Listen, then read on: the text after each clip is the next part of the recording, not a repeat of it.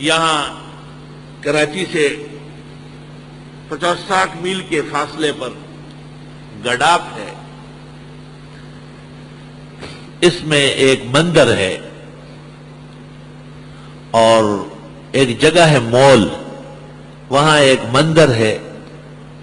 ہندوستان کے مندروں سے بڑے پنڈت بننے کے لیے لوگ یہاں آتے ہیں، اور اس مندر کی جو بڑی تھی اور اس کی ماں تھی وہ عورتیں تھی، اور وہ لکی مروت کی رہنے والی تھی۔ ایک دن ہم ملنے گئے، وہاں کے مسلمانوں نے ہمیں دعوت دی کہ آپ آئے اور مندر کی بھی سیر کریں۔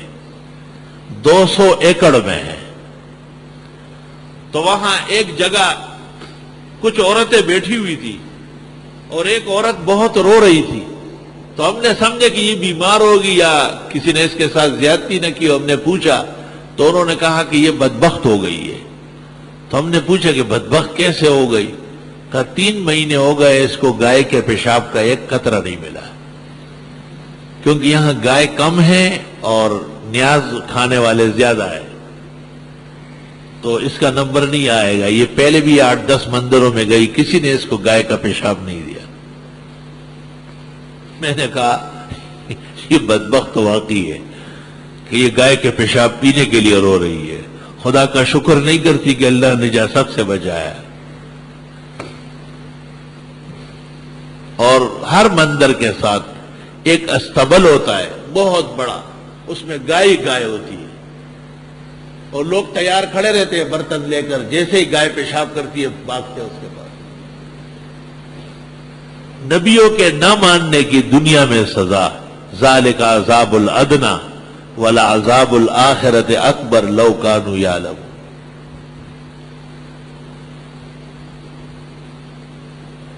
میں نے پوچھا کہ ماتھا ملاقات کرے گی؟ تو اس نے کہا کہ نہیں، اس دفعہ نہیں کرے گی۔ میں نے کہا خیریت؟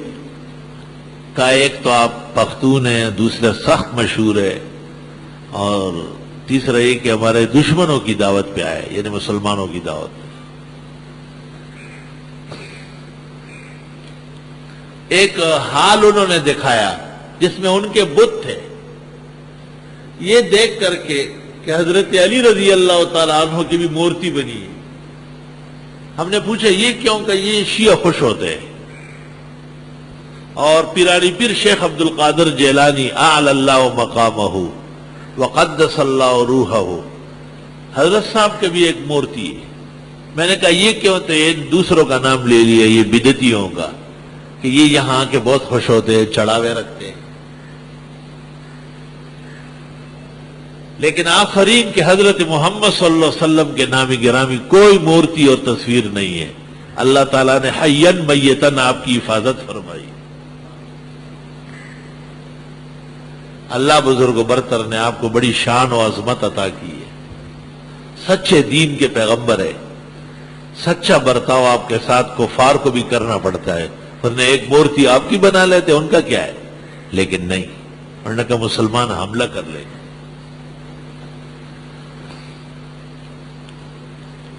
تو انہوں نے یہ بھی دکھایا کہ حضرت یہ کنواں ہے اور یہ کنواں ہے، یہ بھی کنواں ہے۔ میں نے کیا مطلب ہے کنواں ہے کنواں ہے؟ تو ایک لڑکے نے جو ہماری خدمت میں تھا، انہی میں سے تھا، انہوں نے کہا میں باہر بتا دوں گا، یہاں نہیں، یہ لوگ چغلی کھا لیں گے۔ میں نے پوچھا، باہر جب چلے گئے گاڑی میں، وہ آ کے ساتھ بیٹھا، اس نے کہا مندروں میں نہر اور کنویں خشک ہوتے ہیں، یہ ساری جگہ وہ تھی جہاں چشمے تھے، لیکن جب مندر بن گیا چشمہ ختم ہو گیا۔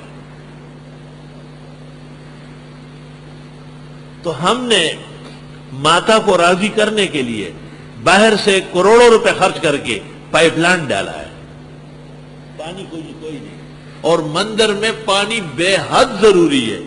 اگر یہ ثابت ہو گیا کہ پانی نہیں ہے تو یہ علامت ہے کہ یہ مندر ہے ہی نہیں، صرف ختم۔ پانی بھی ان کے معبودوں میں سے، اس لیے ہندو گاڑیوں میں، ریل میں، بس میں جب کسی دریا سے گزرتے آپ دیکھیں گے تو وہ کڑانگ کڑانگ پورے پیسے نیچے پھینکتے اس میں کہ ہمارا معبود ہے، ہم اس کے اوپر گزر رہے ہیں۔ ایسے کمکل زیب النساء نے دیوان میں کہا ہے اگر ان میں عقل ہوتی تو یہ بتوں کو پوچھتے گیا ان میں عقل کہا. اور عجائب و غرائب ہے ان کے. یہ گڑا سے آگے ایک جگہ ہے مول کہلاتی ہے مول. لیکن یہ سن کر آپ کو افسوس ہوگا کہ وہاں کے مسلمان اتنے کمزور ہیں کہ وہ اس مندر کو مندر نہیں کہتے. جب میں مندر کہتا تو مجھے آہستہ سے کہا کہ بے ادبی ہو رہی ہے نہ کہے. میں نے کہا کیا کہوں؟ کہا کہ دربار شریف کا ہے. دربار شریف کا ہے. میں نے کہا نہیں مندر ہے دربار نہیں ہے. خبردار بالکل مندر. دوبارہ پھر ان کا وفد آیا ہندوؤں کا اور انہوں نے مجھے کہا کہ اب آپ مندر کی دعوت پر آ جائیں. لیکن پھر موقع نہیں ہوا اور نہ کوئی خاص ضرورت تھی. علوم تو ان کے جو تھے وہ پتہ چل گئے. اچھا 8-10 نوجوان تھے اور ان کے سفید کپڑے کرتا شلوار اور سفید ٹوپیاں اور تھوڑی تھوڑی داڑھی. میں نے سمجھا کہ یہ آس پاس کے مدرسوں کے طلباء ہوں گے یا کالج کے لڑکے ہوں گے. اچانک میں نے ان سے پوچھا. کہنے لگے نہیں ہم بھی ماتھائی کے لوگ ہیں مندر کے لوگ ہیں. تو میں نے کہا یہ لباس اور یہ داڑھی؟ کہا یہ آپ کے اکرام میں ماتا کا حکم تھا کہ سفید کپڑے سلواؤ 8-10 دن کی داڑیاں رکھ لو. مفتی صاحب بڑے عالم آ رہے ہیں طبیعت خراب نہ ہو جائے. تو واہ کہ آپ کے اکرام میں ہم 10 لڑکوں کو حکم دیا گیا تھا کہ آپ سفید کپڑے پہنیں گے. اس دن سر پہ سفید ٹوپیاں ہوگی تاکہ وہ خفا نہ ہو جائے کیونکہ ہندوؤں کی شکل و صورت دیکھ کر کہیں واپس نہ ہو جائے.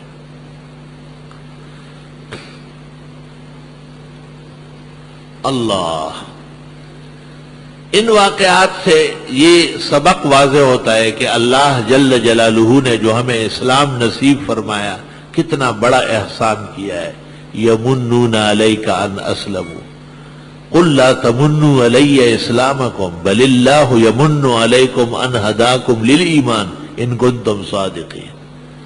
یہ احسان نہ جتلائے کہ یہ اسلام لائے. خدا کا احسان مانو جس نے تمہیں توفیق دی. اگر تم میں صداقت کی رتی بھی ہے تو اس کو سمجھو. ان اللہ یعلم غیب السماوات والارض واللہ بصیر بما تعملون. اللہ. اہل کتاب کے 4 فرقے تھے یہود نصارا صابئین اور مجوسی. السلام علیکم. جی دوستو آپ نے دیکھا اور سنا شیخ مفتی ظہور علی خان رحمۃ اللہ علیہ کو. کہ شیخ مفتی ظہور علی خان رحمۃ اللہ علیہ کیا بیان فرما رہے تھے.